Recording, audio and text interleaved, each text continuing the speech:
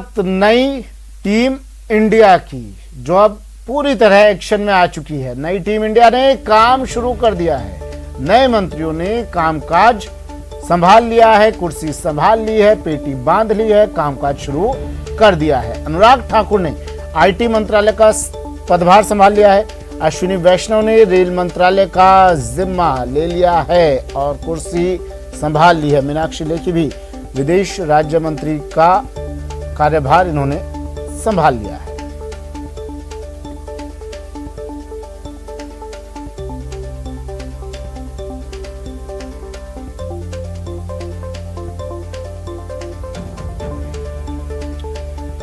Cabinet विस्तार में नई जिम्मेदारियां मिलने के बाद अब मंत्रियों ने कार्यभार संभालना शुरू कर दिया है।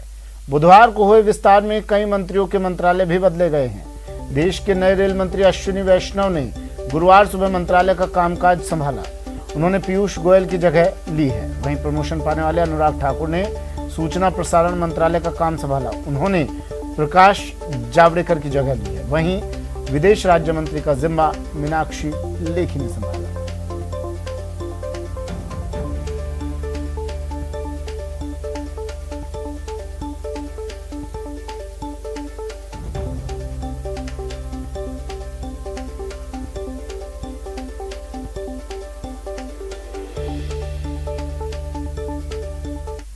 मैं सबसे पहले प्रधानमंत्री जी को धन्यवाद देता हूं कि इतनी बड़ी जिम्मेदारी दी है।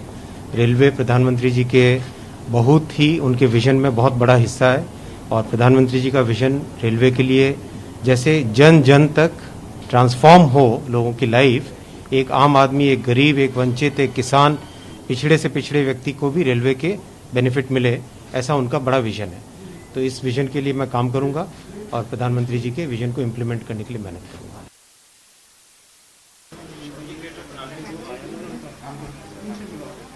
जहां मोदी जी ने देश को आगे ले जाने का बहुत शानदार काम किया है पिछले 7 वर्षों में, सूचना प्रसारण मंत्रालय के माध्यम से हम कैसे और जन जन तक पहुंच पाए और क्या क्या काम जो पीछे मुझसे पूर्व बहुत बड़े लोगों ने यहाँ पर किए हैं उनको मैं भी आगे बढ़ा पाऊँ। वहीं दूसरी ओर जो जिम्मेदारी माननीय प्रधानमंत्री जी ने मुझे दी है, मैं उस पर खरा उतरने का हर संभव प्रयास करूंगा। जो विश्वास व्यक्त किया है उस पर खरा उतरने का प्रयास करूंगा और आशा करता हूं कि आप सबके सहयोग से इस जिम्मेदारी का निर्वहन ठीक ढंग से कर पाऊंगा। महिलाओं को बड़ी जिम्मेदारी दी है, वो भी प्रधानमंत्री जी की एक बहुत दूर की सोच है, क्योंकि लोग अब तक महिला सशक्तिकरण की बात करते रहे, लेकिन सशक्त महिलाओं के द्वारा देश का नेतृत्व हो, ऐसा प्रधानमंत्री जी ने करके दिखाया है। उनको अधिक जिम्मेदारी देने से उन्होंने ये विश्वास पैदा किया है। और पिछड़ा वर्ग को हमेशा पिछड़ा रहे ऐसा नहीं है, पिछड़े वर्ग के लोगों को भी रिकग्निशन देकर, पहचान देकर जो जिम्मेवारी सौंपी गई है वो भी काबिले तारीफ है। और बड़ी खबर, जेपी नड्डा से मुलाकात करेंगे अब ये तमाम नए मंत्री। सुबह 10:30 पर इस मुलाकात का कार्यक्रम था। 6 मिनट ज्यादा हो चुके हैं। कुछ ही देर में जेपी नड्डा के घर पर ये मुलाकात होगी। पीएम मोदी की नई टीम के साथ ये बैठक होगी। शाम 5 बजे मोदी कैबिनेट की बैठक भी होनी है। शाम 7 बजे मंत्रिपरिषद की बैठक भी होनी है, लेकिन उससे पहले जेपी नड्डा से मुलाकात। केंद्र की मोदी सरकार ने अपनी नई टीम बना ली है। बुधवार को केंद्रीय कैबिनेट का विस्तार किया गया। नई टीम में 43 मंत्री शामिल किए गए हैं, तो वहीं कई दिग्गजों समेत पुरानी टीम से करीब 1 दर्जन मंत्रियों को अपनी कुर्सी भी गंवानी पड़ी। Arrival of honourable prime minister Shri Narendra Modi अभिवादन करते हुए दूसरी पारी का पहला विस्तार, नई टीम आई, कईयों की हुई विदाई। केंद्र में विस्तार से राज्यों में बेड़ा पार, मोदी से जुड़ा नाम, करना होगा काम। मोदी के साथ रहना है तो फिर काम तो करना होगा, और सिर्फ काम ही नहीं, बल्कि जमीन पर दिखाना भी होगा। हम ये क्यों कह रहे हैं ये आपको बताएंगे। उससे पहले शपथ ग्रहण की इन तस्वीरों को देखिए और जिन्हें मोदी मंत्रिमंडल में जगह मिली है उनका नाम भी जान लीजिए। सबसे पहले कैबिनेट मंत्री की बात। नारायण राणे, सर्बानंद सोनोवाल, ईश्वर की शपथ वीरेंद्र कुमार कि मैं विधि द्वारा स्थापित ज्योतिरादित्य सिंधिया, आरसीपी सिंह, ईश्वर की शपथ लेता अश्विनी वैष्णव, कि मैं विधि द्वारा स्थापित ईश्वर की शपथ पशुपति लेता हूं कुमार कि पारस, मैं विधि द्वारा स्थापित विधि द्वारा किरण रिजिजू, भारत के संविधान राजकुमार सिंह, कि मैं विधि द्वारा स्थापित हरदीप पुरी, गॉड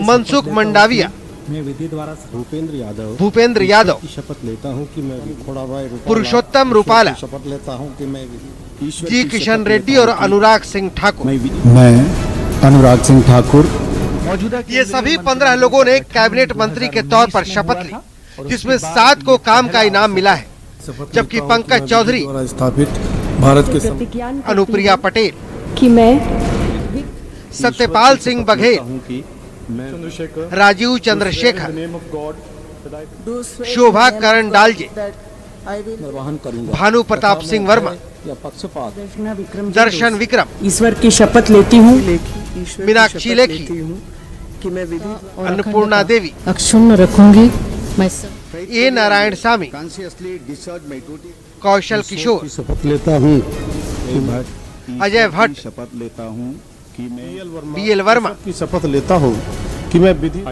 अजय कुमार, मैं संघ के राज्य मंत्री के रखूंगा देवू सिंह चौहान, संघ के राज्य मंत्री के रूप में अखंडता भगवंत खूबा, मैं ईश्वर पाटिल कपिल पाटिल, ईश्वर की शपथ लेता हूं कि मैं प्रतिमा भौमिक, सच्चा श्रद्धा और लेता हूं सुभाष सरकार, विधि द्वारा स्थापित करार भागवत कराल, ईश्वर की शपथ लेता हूं कि राजकुमार रंजन सिंह, पवार भारती प्रवीण पवार, शपथ लेती हूँ Visheshwar Tudu, as by law established Shantanu Thakur, Munjapara Mahendra bhai, अक्षुण रखूंगा जॉन बराला, अक्षुण रखूंगा एल मुरुगन और निश्चित प्रमाणिक ने एज मिनिस्टर ऑफ स्टेट राज्य मंत्री के तौर पर शपथ ली। अब बात काम की। जी हाँ, अपना काम ठीक से नहीं कर पाने की वजह से पीएम मोदी के मंत्रिमंडल से कई दिग्गजों की कुर्सी भी छीन गई। इसमें डॉक्टर हर्षवर्धन, रविशंकर प्रसाद, प्रकाश जावड़ेकर, रमेश पोखरियाल निशंक, संतोष गंगवार, देवोश्री चौधरी, सदानंद गौड़ा, संजय धोत्रे, थावर चंद गहलोत, प्रताप सारंगी, रतन लाल कटारिया, बाबुल सुप्रियो और राव साहेब दानवे पाटिल की कुर्सी गई। यकीनन अपने फैसले से पीएम मोदी ने एक बार फिर चौंका दिया है। कोरोना की दूसरी लहर और उसकी लहर ने डॉक्टर हर्षवर्धन की कुर्सी छीन ली, तो वहीं ट्विटर विवाद ने रविशंकर प्रसाद की विदाई करा दी। मतलब साफ है कि अगर करेंगे काम तभी पीएम मोदी के साथ जुड़ा रहेगा नाम, वरना सलाम। संकल्प लिया देश को। Bureau report, news 18 network. Modi cabinet विस्तार में राज्यसभा सांसद और अजमेर में जन्मे भूपेंद्र यादव को शामिल किए जाने के बाद शहर में खुशी की लहर दौड़ गई है और भूपेंद्र यादव के बचपन के मित्र पीएम मोदी को धन्यवाद देते नहीं थक रहे हैं। अजमेर का बेटा कैबिनेट में शामिल। मैं भूपेंद्र यादव ईश्वर की शपथ लेता हूं कि मैं विधि द्वारा स्थापित। शहर के लोगों में दौड़ी खुशी की लहर।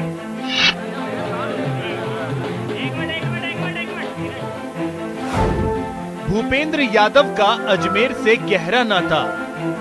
नरेंद्र मोदी जी जो हमारे देश के प्रधानमंत्री हैं, उनको बहुत बहुत साधुवाद देना चाहता हूं कि अजमेर में जन्मे बड़े हुए सांसद, राज्यसभा सांसद भूपेंद्र यादव जी को अपनी कैबिनेट में स्थान दिया है और अजमेर के लोग इससे गौरवान्वित महसूस कर रहे हैं। अजमेर में जन्मे, पले बढ़े और शहर के डिग्री राजकीय कॉलेज से विधि स्नातक की डिग्री हासिल करने वाले अजमेर के लाल राज्यसभा सांसद भूपेंद्र यादव मोदी कैबिनेट में शामिल हुए हैं। शहर के लाल की इस उपलब्धि पर स्थानीय लोग काफी खुश हैं और राज्यसभा सांसद भूपेंद्र यादव के मित्र उन्हें हंसमुख और सबको साथ लेकर चलने वाला व्यक्ति बता रहे हैं। उनका जो व्यवहार बचपन बाल्यकाल से जिस तरह का रहा है वो बहुत ही सरल और बहुत ही हंसमुख और सबको साथ लेके चलने वाले हैं। अजमेर के कुंदर नगर में भूपेंद्र यादव का निवास है। 30 जून 1969 को अजमेर में जन्मे भूपेंद्र यादव साल 2000 से 2009 तक एबीवीपी के राष्ट्रीय महासचिव रहे और फिर बीजेपी ने उनकी सेवा और निष्ठा को देखते हुए 2010 में पार्टी का महासचिव बनाया। 2012 में और 2018 में राज्यसभा सदस्य बने। उनके कैबिनेट में जाने से उनके सहपाठी के अलावा स्थानीय जनप्रतिनिधि भी काफी खुश हैं। राज्यसभा के सांसद और राजस्थान के हमारे प्रतिनिधि राष्ट्रीय महामंत्री आदरणीय भूपेंद्र यादव जी को मंत्रिमंडल में स्थान मिलने पर हमारे लिए एक विशेष प्रसन्नता का दिन है। मैं भूपेंद्र जी के यशस्वी होने की कामना करता हूं। बड़े गर्व का दिन है कि अजमेर में जन्मे, यहाँ बड़े हुए, यही शिक्षा ग्रहण की, ऐसे कुशाग्र बुद्धि के और अच्छे रणनीतिकार वक्ता, ओजस्वी वक्ता श्री भूपेंद्र यादव आज मोदी जी के मंत्रिमंडल में शामिल हो रहे हैं। भूपेंद्र यादव बीजेपी के कद्दावर नेताओं में से एक हैं और उन्हें पार्टी के थिंक टैंक के रूप में जाना जाता है। विभिन्न राज्यों के विधानसभा चुनाव में वॉर रूम संभालने वाले भूपेंद्र यादव ने मोदी मंत्रिमंडल में शामिल होने से अजमेर के लोग काफी खुश हैं। Bureau report, news 18 Rajasthan.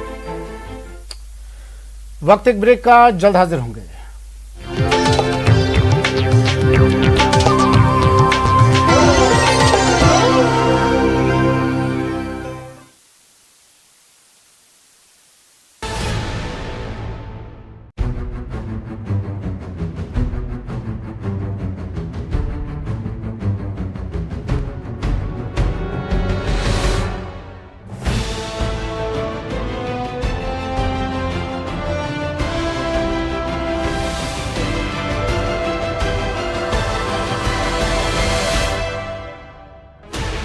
Sixteen channels, 15 languages, 26 states, 1200 plus reporters, 66.9 crore viewers. India's largest news network, News 18 Network.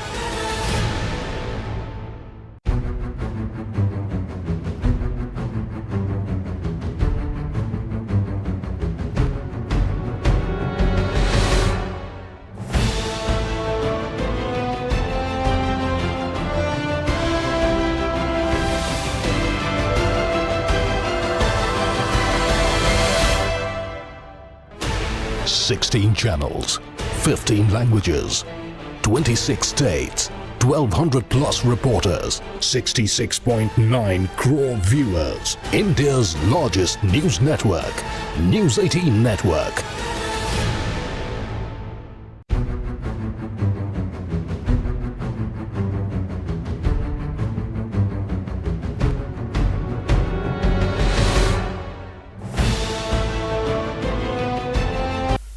Break के बाद स्वागत है आपका। बढ़ते हैं अगली खबर की ओर। खबर बूंदी से। बूंदी में सड़कों पर ग्रामीण उतर आए हैं। अतिक्रमण हटाने की ये लोग मांग कर रहे हैं। स्कूल की जमीन पर अतिक्रमण किया गया, जिसे हटाने की मांग को लेकर ग्रामीण सड़कों पर उतर आए हैं। प्रशासन के खिलाफ जमकर नारेबाजी कर रहे हैं। रोड जाम कर इन्होंने विरोध प्रदर्शन किया।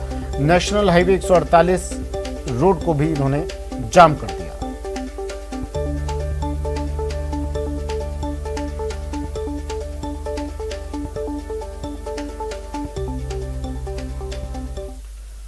और पोखरण से इस वक्त की बड़ी खबर। रामदेवरा रोड पर एक शव मिला है अधजली हालत में। ये शव मिला है, हत्या की आशंका अब जताई जा रही है। पुलिस पहुंच गई है, शव को अपने कब्जे में ले लिया है और पूरे मामले की जांच में जुट गई है। पोखरण से इस वक्त की बड़ी खबर। अधजली हालत में मिला एक शव। रामदेवरा रोड पर ही शव मिला है। पुलिस मौके पर पहुंची और हत्या की आशंका अब जताई जा रही है।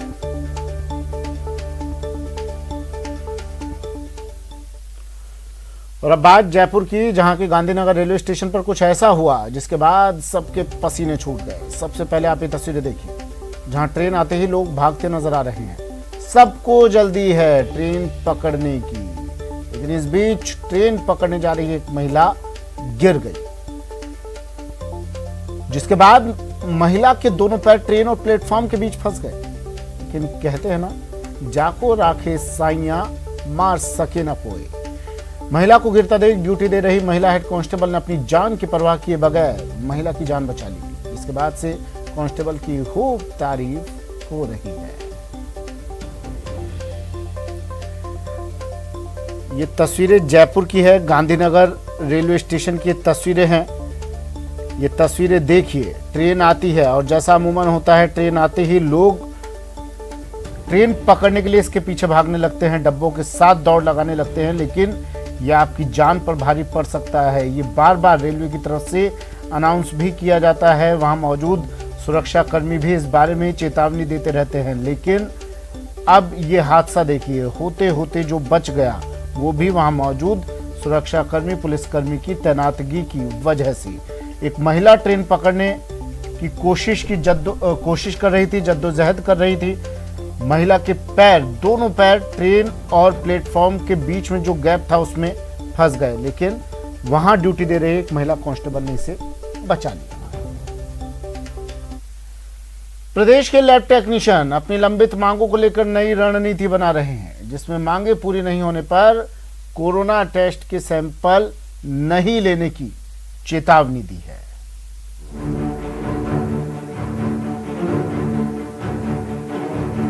लंबे वक्त से पूरे प्रदेश के लैब टेक्नीशियन अपनी मांगों को लेकर आंदोलन करते रहे हैं। अब अपनी लंबित मांगों को लेकर लैब टेक्नीशियन ने नई रणनीति बनाई है।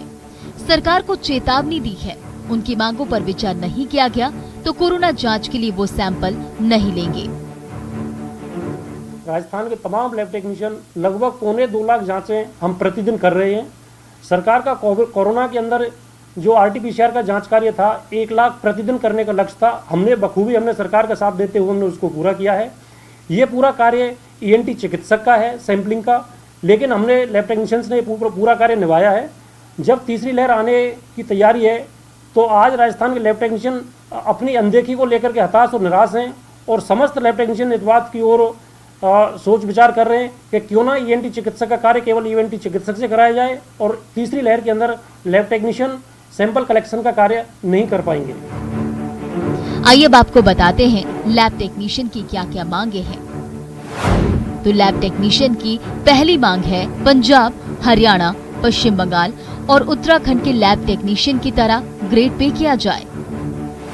हर रोज मिलने वाले 8 रुपए मेज भत्ता को बढ़ाकर 40 रुपए किया जाए। लंबे वक्त से अपनी लंबित मांग पूरा नहीं होने पर लैब टेक्नीशियन ने कोरोना सैंपल नहीं लेने की चेतावनी दे दी है। इससे पहले लैब टेक्नीशियन को उम्मीद है कि जिस तरह नर्सिंग कर्मियों की मांगे पूरी हो चुकी है, उसी तरह उनकी मांगे भी पूरी होगी। न्यूज़ 18 राजस्थान के लिए जयपुर से सौरभ गृहस्थी की रिपोर्ट। उदयपुर के जावर माइंस इलाके में आतंक का पर्याय बन चुका पैंथर आज पिंजरे में कैद हो गया। पैंथर के पिंजरे में कैद होने की सूचना से इलाके के लोगों ने राहत की सांस ली है। दरअसल पिछले कुछ समय में पैंथर ने 4 लोगों को अपना शिकार बनाया है। उसके बाद से ग्रामीण इस पैंथर को मारने की मांग वन विभाग से कर रहे थे। अब पैंथर पिंजरे में कैद हो गया। पैंथर को पकड़ने के लिए पिछले कुछ दिनों से 4 ट्रैंकुलाइज टीमें और 80 वन कर्मियों का स्टाफ लगातार वन क्षेत्र में घूम रहा था। यही नहीं, इलाके में 20 ट्रैप कैमरे भी लगाए गए थे। फिलहाल इतना ही, दीजिए इजाजत, नमस्कार।